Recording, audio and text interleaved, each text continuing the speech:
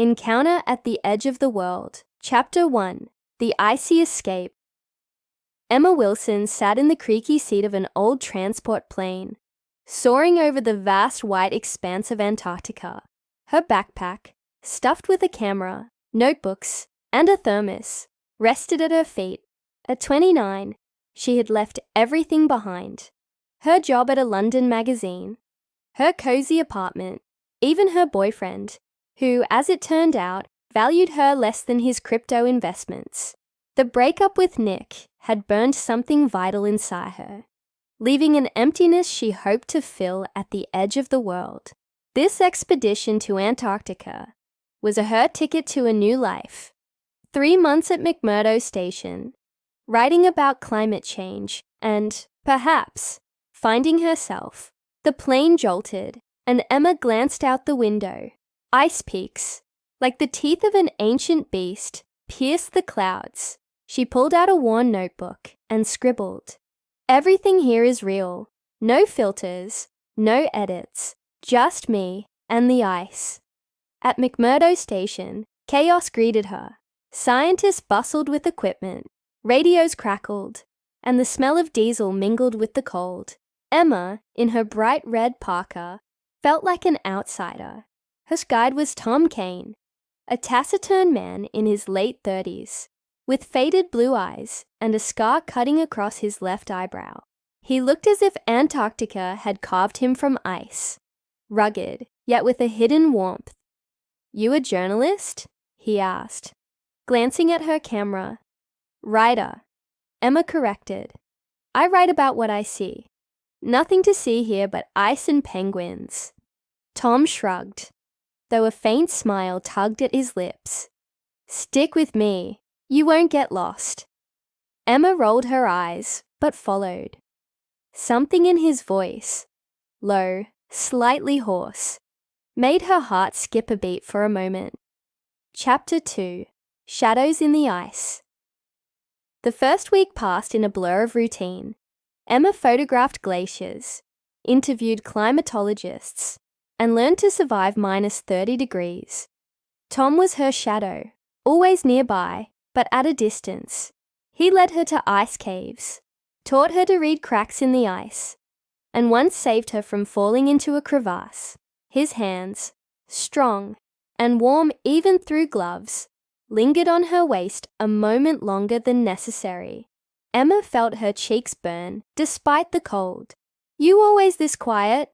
she asked, as they sat in the station's mess hall, warming their hands on coffee mugs. "No point talking," Tom said, sipping his coffee. "The past is the past. Here, it's just the present. What's in your past?" Emma leaned closer, curiosity getting the better of her. Tom met her gaze, a shadow flickering in his eyes. "War. Service. Mistakes," he said curtly. "Antarctica's a good place to forget." Emma wanted to press further, but he stood. "We're heading to the Ross Ice Shelf tomorrow. Don't be late." That night, she couldn't sleep.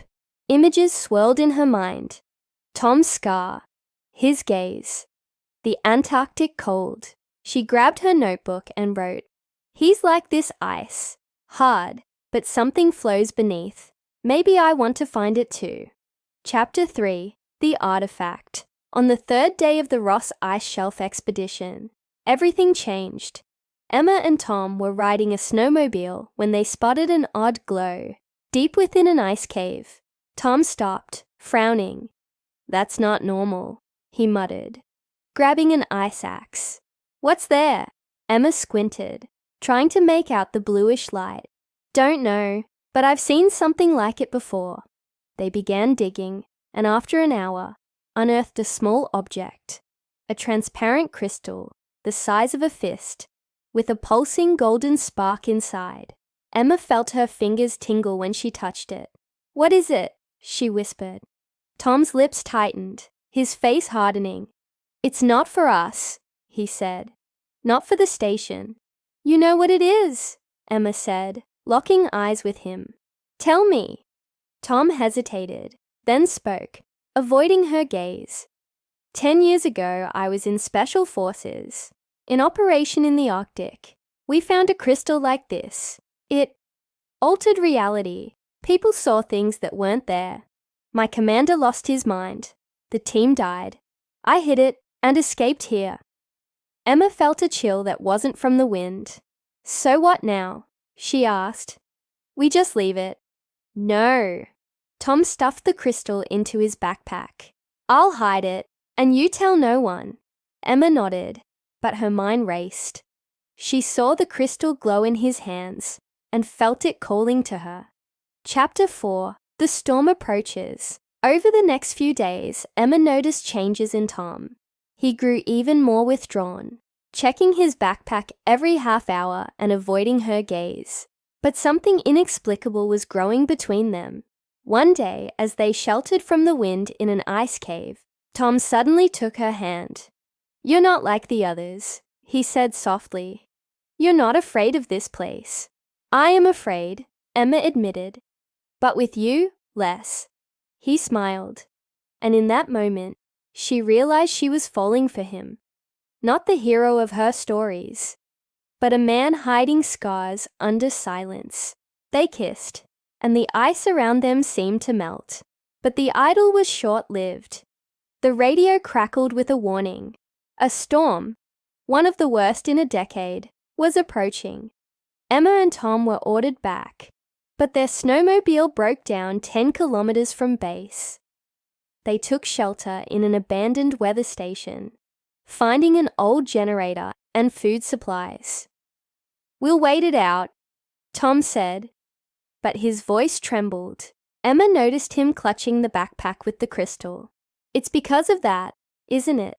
she asked. "The storm. You think it's causing it."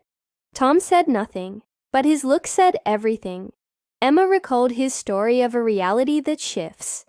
She saw strange shadows outside the window, though the storm hadn't yet hit. "Show me," she demanded. Reluctantly, Tom pulled out the crystal. When Emma took it, her mind flared with visions. She saw herself and Tom on a sunny beach, Nick begging her to return. A world where Antarctica was green. She gasped, dropping the crystal. "It shows what you want," Tom said.